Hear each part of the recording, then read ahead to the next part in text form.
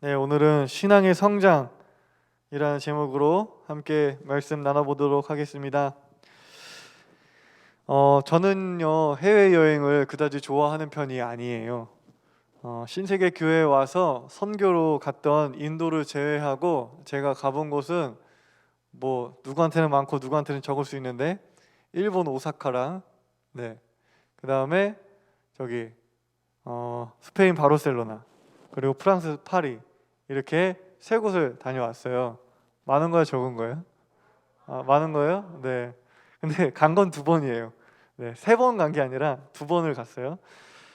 일본은 3박 4일로 갔다 왔어요. 3박 4일로 친한 형을 따라갔고 이제 바르셀로나랑 파리는 신혼여행으로 갔어요. 그래서 두 번 다 저의 의지로 간 것은 아니고 네, 다 따라갔습니다. 왜냐하면 저는 여행에 있어서 가장 중요한 게 이제 먹는 거거든요. 먹는 거. 맛있게 먹는 것이 여행에 있어서 가장 중요한 사람인데 저한테 맛있는 건 다 한국에 있어요. 삼겹살, 제육볶음, 돈가스, 냉면, 막국수. 네, 면 아니면 고기. 네, 다 한국에 있어요. 그래서 별로 이렇게 외국에 나가고 싶은 마음이 없었습니다. 그래서 20대 시절에는 친구들이 저한테 돈을 빌려줄 테니까 같이 가자. 네, 유럽 여행을 같이 가자라고 제안을 했는데 저는 단박에 거절했습니다. 제주도나 속초에 가자. 네, 제주도 가서 흑돼지 먹고 속초에 가서 막국수나 먹을 그런 속셈이었죠. 네. 헌데 신혼여행을 다녀온 계기로 제 마음에 조금의 변화가 생겼습니다. 역시 사람은 모든 경험을 해봐야 돼요. 그곳의 건축물들과 자연 환경은 저에게 굉장히 새로운 감동을 전해 주었습니다. 또 음식도 괜찮았던 것 같아요. 네, 나쁘지 않았던 것 같습니다. 물론 한국보다는 맛이 없지만 그래도 나름 괜찮았습니다. 바르셀로나, 파리 두 도시 모두 처음 가보는 곳이었기 때문에 저랑 아내는 각 도시에서 그때 2주 동안 갔었거든요. 뭐 바르셀로나 한 주, 이제 파리 한 주 이렇게 갔었는데 각 도시에서 하루 정도씩은 좀 투어를 신청해서 가이드의 도움을 받으면 좋겠다 싶었습니다. 그래서 자유여행을 기본으로 했지만 각 도시에서 하루씩은 가이드의 설명을 들으면서 같이 동행하며 투어를 진행을 했습니다. 해보신 분들은 아실 텐데 패키지 여행이나 가이드를 동반한 투어 여행에는 뭐 나름의 장단점이 있죠. 장점은 방금 말씀드린 대로 여행을 위해서 준비하고 공부해야 하는 것들이 대폭 줄어든다는 점입니다. 가이드가 있다면 여행지에서 뭐 유의해야 할 것들, 지켜야 할 매너, 뭐 돈을 아낄 수 있는 팁, 그다음에 지역 사람들만 아는 맛집, 뭐 그런 것들을 따로 찾고 검색하지 않아도 되죠. 또한 문화예술 작품을 관람할 경우에는 아는 만큼 보이죠. 모르면 그냥 그런가 보다라고 하는데 이제 공부하고 보면은 그 하나하나가 어떤 사연이 있고 어떤 히스토리가 있는지 또 잘 보게 되고 그러면 더 아름답게 보이기 마련인데 가이드가 있으면 그런 거를 다 설명해 주니까 따로 공부할 필요가 없습니다. 그리고 또 여행을 하는 동안 뭐 크게 고민거리들도 굉장히 많이 줄어들게 되죠. 왜냐 그냥 가이드를 따라다니기만 하면 되잖아요. 어디로 가야 하는지, 무엇을 먹어야 하는지, 무엇을 해야 하는지, 사진은 어디서 찍어야 하는지 고민할 필요가 없습니다. 그냥 가이드를 따라다니면서 보라는 거 보고, 들으라는 거 듣고, 먹으라는 거 먹고, 그 다음에 설명하는 거 잘 듣고, 그 다음에 여기서 이 스팟에서 어떤 포즈로, 어떤 앵글로 사진을 찍으라고 친절하게 다 알려줘요. 그대로 찍으면 돼. 그건 인스타야 바로. 그렇게 가이드와 동행하는 여행은 많은 준비나 큰 고민 없이 편안하게 여행을 할 수 있다는 점이 장점이겠죠. 반면에 단점은 자유롭지 못하다는 거예요. 가이드를 따라 여행할 때 가장 중요한 게 뭔지 아세요? 가이드를 놓치지 않는 거예요. 나는 어디가 좋아서 더 있고 싶어도 그럴 수가 없습니다. 가이드가 이동한다고 하면 따라가야 해요. 새로운 것들을 둘러보고 구경하면서도 가이드가 어디에 있는지, 내가 그 무리에서 떨어지지는 않았는지 항상 체크를 해야 됩니다. 신경을 써야 해요. 그게 정말 꽤나 번거롭고 신경이 쓰이곤 합니다. 그러지 않고 내 맘대로 돌아다니다가 가이드를 잃어버렸어요. 무리가 어디 있는지 몰라요. 그러면 일순간에 그곳은 지옥이 됩니다. 식은땀이 갑자기 뻘뻘 나고 눈앞이 캄캄하죠. 나이가 몇 살이든 간에 가이드를 잃어버린 여행자는 엄마의 손을 놓친 아기 신세가 돼서 국제, 미아가 되는 그런 처지에 처하곤 하죠. 때문에 그게 무서워서 가이드를 정말 열심히 쫓아다니잖아요. 그러면 숙소에 들어와서 기억나는 건 가이드의 뒤통수와 가이드의 이쁘는 경우도 있습니다. 그래서 사람들은 처음 가는 곳이나 낯선 곳을 여행할 때 혹은 편하게 여행하고 싶을 때에는 패키지 여행이나 가이드와 동행하는 투어를 선호하지만 두 번째 가보는 곳이거나 일주일 이상의 장기 여행인 경우에 여행의 모든 시간을 그렇게 가이드와 함께 하지는 않죠.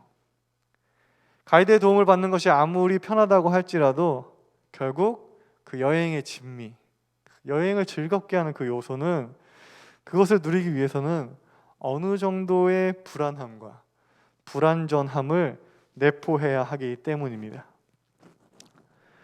여행을 통해 우연하게 만나게 될 알 수 없는 사람들, 또 예측할 수 없는 돌발 상황을 헤쳐나가면서 생기는 그 에피소드들, 우연찮게 발견하게 되는 그 맛집, 또 계획했던 일정에서 벗어나 더 오래 있기도 하고 더 짧게 있기도 하고 또 계획에 없었던 곳을 가기도 하고 하는 그런 자유로움, 또 하루의 일정을 마치고 숙소에 들어가서 오늘 일을 회상하고 내일은 또 어디로 가지? 내일은 뭘 할까? 하는 그 고민, 그리고 선택, 그 모든 과정이 여행을 설레게 하고 여행을 여행답게 하기 때문입니다. 그래서 진정한 여행이란 미지의 세계로 떠나며 느끼게 되는 그 불확실함과 불안전함을 즐기는 거 아닐까, 그런 생각을 하게 되는데요. 그러고 보면 여행과 우리의 인생은 닮은 점이 많은 것 같아요. 여행과 마찬가지로 우리들의 삶을 흥미롭게 하고 살맛나게 하는 것은 그런 불확실과 불안전함 때문 아닐까 생각해 봅니다. 물론 알 수 없는 미래가, 어떻게 될지 모르는 그 미래가 나를 두렵게도 하고 나를 힘들게도 하고 나를 흔들 때도 있지만, 사실 우리가 정작 삶의 즐거움을 느낄 수 있는 이유는 또한 그러한 불확실함과 불안정함 때문일 것입니다. 우리가 성경을 이렇게 쭉 보잖아요. 그러면 거기에 성경 인물들이 나옵니다.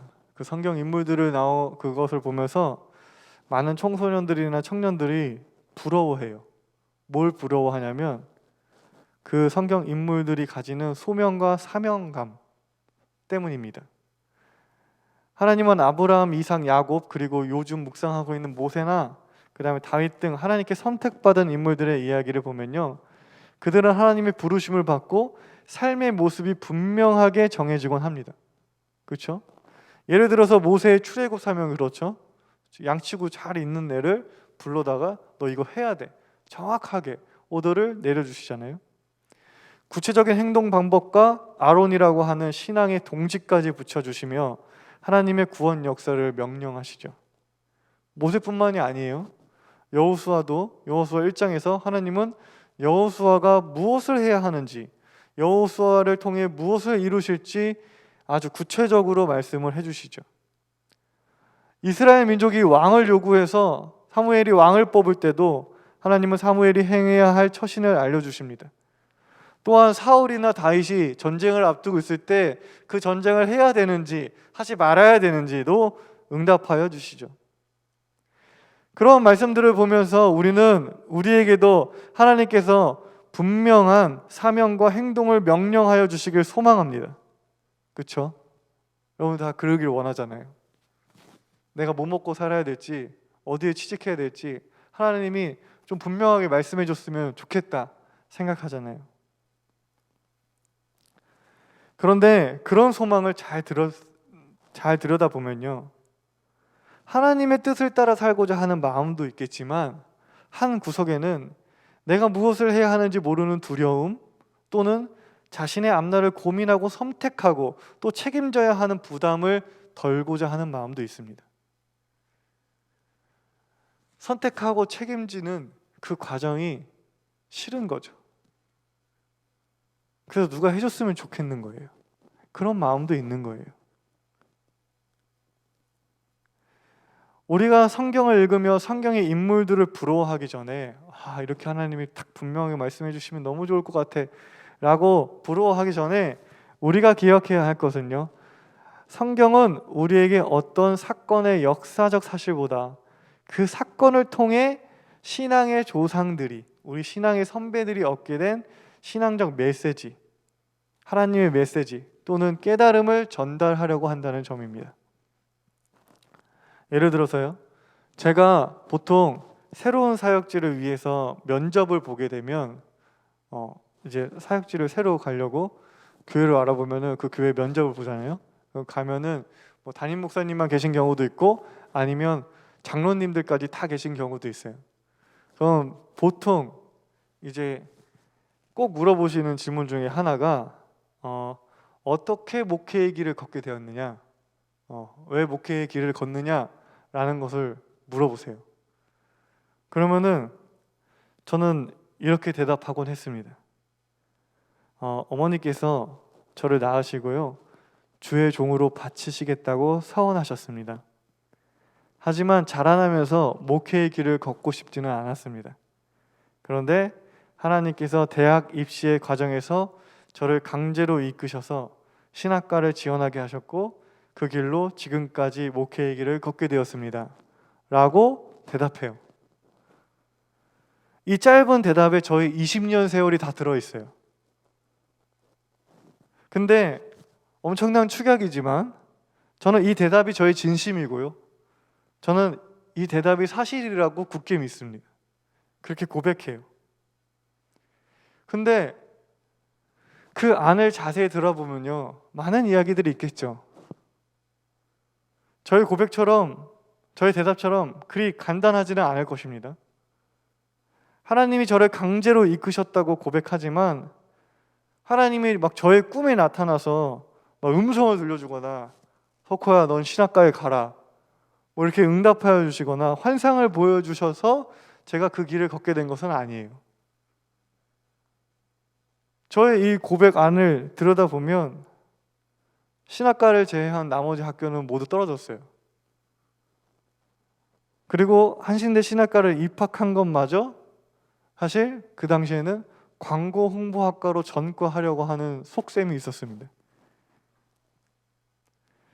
또한 학부에서 공부하는 동안, 그리고 대학원을 갈 때도, 그리고 목사 안수를 받기 전까지 내가 목사가 되는 것이 맞을까? 괜찮을까?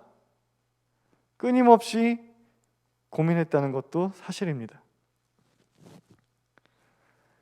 하지만 그 숱한 고민과 갈등, 선택과 책임, 두려움과 불안함의 여정을 지나오면서 이제 30이 넘어서 과거의 삶을 돌아보니까, 20대 때를 돌아보니까 하나님이 나를 이끄셨구나, 때론 강제로 질질 끌고라도 가셨구나 라는 것을 믿음으로 고백하게 된 것입니다. 우리는 성경을 보면서 하나님의 명령과 이끄신 가운데, 그 하나님의 구원 역사 가운데 한 개인의 고민과 갈등을 간과할 때가 많아요. 그걸 완전히 배제할 때가 많습니다. 그냥 걔네들은 그냥 시켜서 한 것뿐인 것처럼 생각할 때가 많아요. 하지만 성경 속 인물들의 순종에 개인의 의지나 선택이 부재하다고 생각해서는 안 됩니다. 오로지 명령과 복종만이 있다고 생각해서는 안 돼요. 우리 신앙의 인물들이, 성경의 인물들이 신앙이 위대하고 신앙의 조상이라고 불리울 수 있는 이유는 우리와 같은 나약한 존재로 태어나서 수많은 유혹과 불확실함 속에서도 매 순간 속에서 모든 선택과 결정 가운데 하나님의 뜻을 찾고 또 그렇게 살려고 노력한 결과 훗날에 그의 삶 전체가 하나님의 인도하심이었다고 평가받기 때문입니다. 기계는 아무리 뛰어나도 존경받지 않아요. 왜냐? 기계는 만들어진 대로, 입력된 대로 움직이니까요. 하지만 사람은 그렇지 않습니다. 사람이 존경받고 하나님께 사랑받을 수 있는 이유는 선택할 수 있는 자유가 있고 그 자유로 인해서 끊임없이 고민하며 살아가기 때문이에요.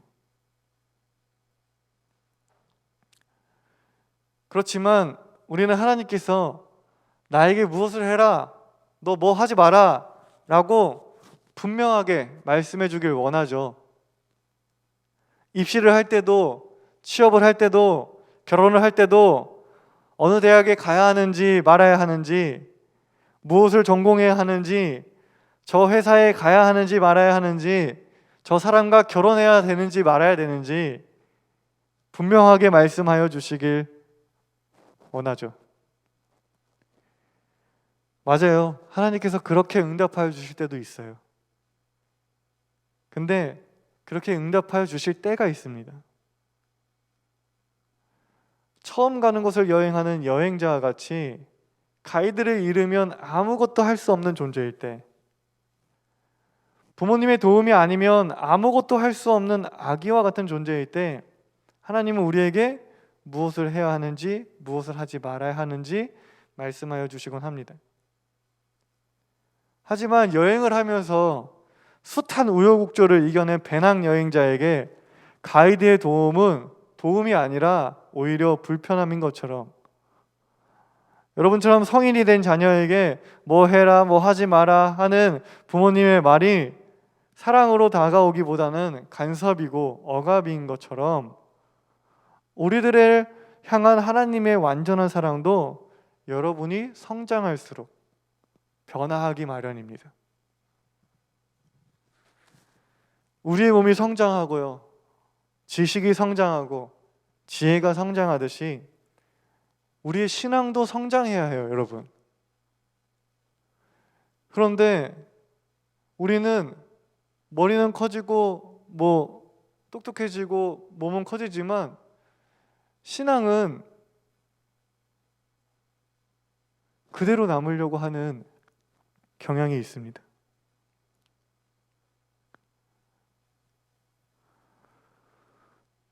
몸이 자라고 경험이 쌓임에도 불구하고 신앙은 여전히 그 어린아이 수준에 머물러 있고자 한다면, 그저 말 잘 듣는 아이로 머물러 있고자 한다면 그것은 결코 건강하지 못한 것입니다.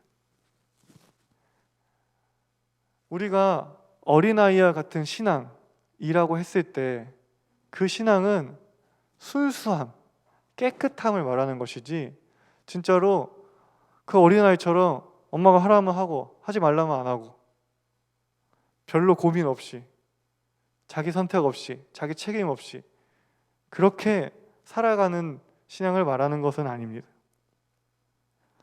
성인이 되고 몸과 마음이 성장한다는 것은 더 많은 선택을 해야 한다는 것이고 그 선택에 대한 책임을 져야 한다는 것입니다. 즉 우리의 신앙은 성장해야 되고요, 우리의 신앙이 성장할수록 하나님은 여러분이 선택하고 책임지는 영역을 점점 더 넓혀 가십니다. 이러한 성장의 과정 가운데 누구는 이렇게 생각할 수 있어요. 그럼 내가 선택하고 내가 책임지면 되는 거니까 그럼 하나님 필요 없는 거 아니야? 라고 생각할 수 있어요.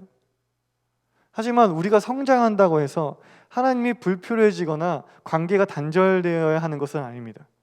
그래서는 안 되죠. 머리가 컸다고 부모님이 불필요하거나 누군가의 조언이 불필요해지는 것은 결코 아닙니다. 예전에는 그냥 아무 생각 없이 시키는 대로 했다면 이제는 영향을 받는 거죠.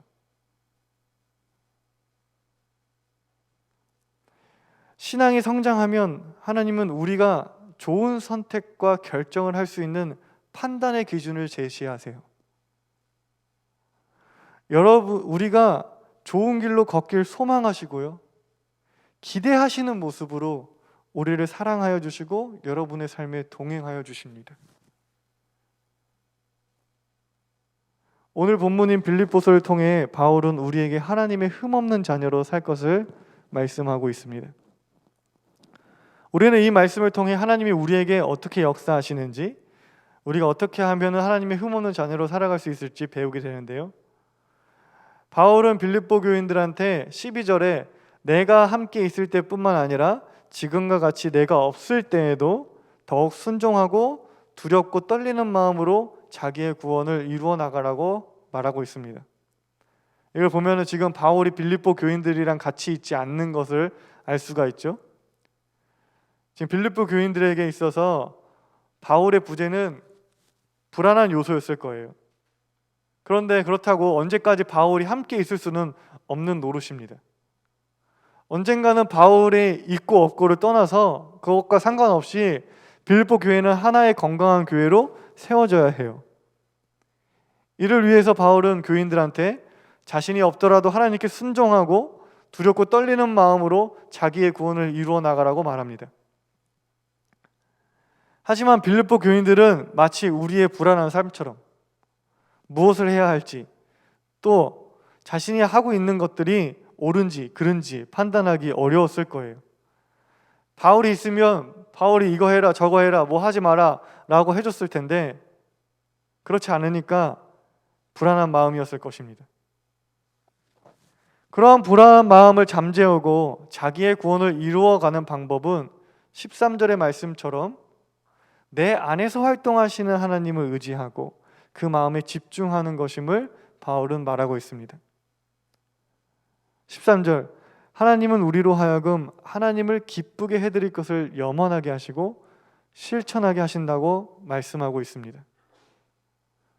하나님을 기쁘게 해드릴 것을 염원하게 하시고 그것을 실천하게 하신다.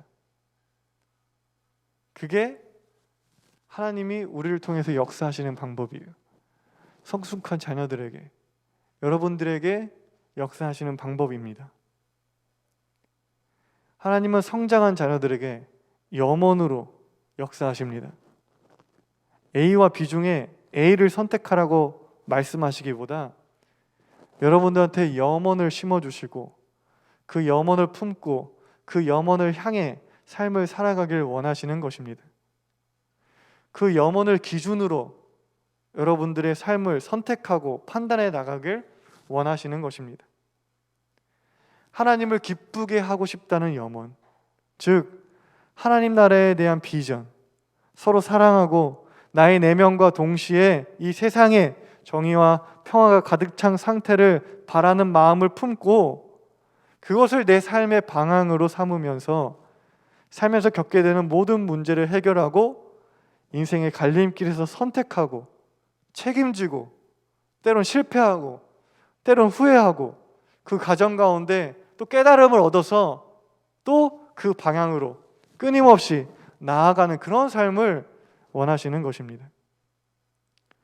A를 선택하면 인간적인 것이고 B를 선택하면 하나님의 뜻인 경우는 그렇게 흔치 않습니다. 물론 미워할 것이냐, 사랑할 것이냐, 복수할 것이냐, 용서할 것이냐 하는 그런 문제들은 당연히 신앙 안에 분명한 답이 있지만 삼성에 갈 것이냐, LG에 갈 것이냐, 공무원이 될 것이냐, 뭐 벤처기업으로 갈 것이냐, 식당을 할 것이냐와 같은 삶의 선택이 있어서 하나님이 정해주신 정답은 존재하지 않습니다. 하나님은 우리에게 소망을 허락하시고요, 소망을 주시고요, 우리는 그 소망을 기준으로 정답을 찾아 나갈 뿐입니다. 때문에 중요한 것은 무엇을 선택하든 내 안에 하나님이 심어주신 그 염원이 있는지가 중요합니다. 순종하려고 하는 마음, 하나님의 평화와 평안을 소망하는 마음, 이웃을 사랑하고 내가 덕을 쌓아서 하나님 나라를 이루고 싶다는 마음만 있다면 그 선택이 무엇이든 간에 A든 B든 간에 하나님은 여러분과 항상 동행하실 것입니다. 그러한 마음으로 선택한 모든 결정과 삶의 길은 주님이 인도하고 계신 줄 믿습니다. 설령 지금 아무것도 하지 않고 아무것도 할 수 없는 상황이라고 해도 괜찮아요. 우리가 조심해야 하는 것은요, 아무것도 하지 않고 아무것도 할 수 없는 그 상황 자체가 아닙니다. 그러한 상황으로 생기는 불안과 초조한 마음, 나 아무것도 안 하고 있어, 나 아무것도 지금 할 수가 없어 라고 하는 그 불안과 초조한 마음이 우리 안에 하나님이 아닌 다른 염원을 심기게 하는 그러한 것을 우려해야지, 그냥 그 상황 자체를 우려할 필요는 없습니다. 무서운 건 그런 거예요. 그 불안과 초조함이 내 안에 다른 염원을 심어주는 것. 우린 그것을 조심해야 합니다. 우리 안에 하나님을 향한 염원을 간직하면 그 염원을 간직하기만 하면 그 염원이 여러분을 언젠가 움직이게 하고 여러분을 언젠가 이끌 것입니다. 그 염원이 언젠가 여러분이 선택하게 하고 결정하게 하고 그 염원이 내가 이걸 책임져야겠다 마음먹게 할 것입니다. 그 염원을 포기하지 않고 굳건히 지킨다면 분명히 훗날에 여러분이 과거로 돌아볼 때 내 삶에서 역사하신 하나님을 고백하게 될 것입니다. 아, 모든 상황이 하나님이 예비하셨고 인도하셨다고 고백하게 될 거예요. 우리가 요즘 출애굽 말씀 묵상하고 있죠. 거기 보면 바로가 이스라엘 민족을 내보내지 않는 것에 대해서 이렇게 표현하고 있습니다. 바로의 마음을 완강하게 하여, 하나님이 바로의 마음을 완강하게 하여 이스라엘 민족을 내보내지 않았다고 얘기하죠.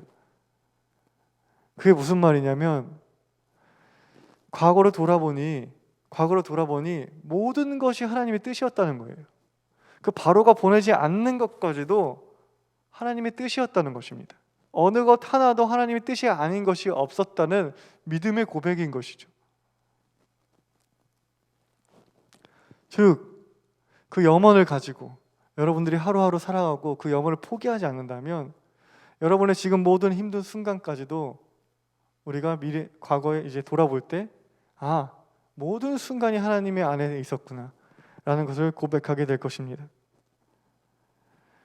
하나님을 기쁘게 하고자 하는 염원이 여러분의 마음을 평안하게 하길 간절히 소망합니다. 그 염원으로 인하여 삶의 불안과 불안전, 알 수 없는 미래가 우리를 두렵고 초조하게 만드는 것이 아니라 삶이라는 여행을 즐겁게 만드는 설렘의 요소로 작용하길 소망합니다. 두려움은요, 방향을 잃을 때 생기는 것입니다. 내가 지금 당장 걷고 있는 길이 가시밭길이라고 할지라도 내가 나아가야 할 방향이 있고 내가 어디로 가야 하는지 알고 있다면 우리는 지금 당장에 있는 그 가시밭길을 이겨내고 극복할 수 있고 또 나 그때 가시밭길 걸었을 때 정말 힘들었다 라고 추억할 수 있습니다. 그런데 삶의 방향이 없을 때 우리는 일희일비하게 돼요. 가시밭길이 나오면 나 죽을 것 같아. 좀 편안한 길 나오면 행복해. 그렇게 일희일비하게 됩니다. 하나님 신앙은 우리 삶의 방향이고요. 하나님 나라는 우리 삶의 목적지입니다. 그 방향과 목적이 분명하면, 그 염원이 우리 안에 있으면 살면서 겪게 되는 크고 작은 어려움으로부터 우리가 모두 자유해질 줄 굳게 믿습니다. 그런 자유함을 누리며 청춘답게 살아가는 여러분이 되길 간절히 소망합니다.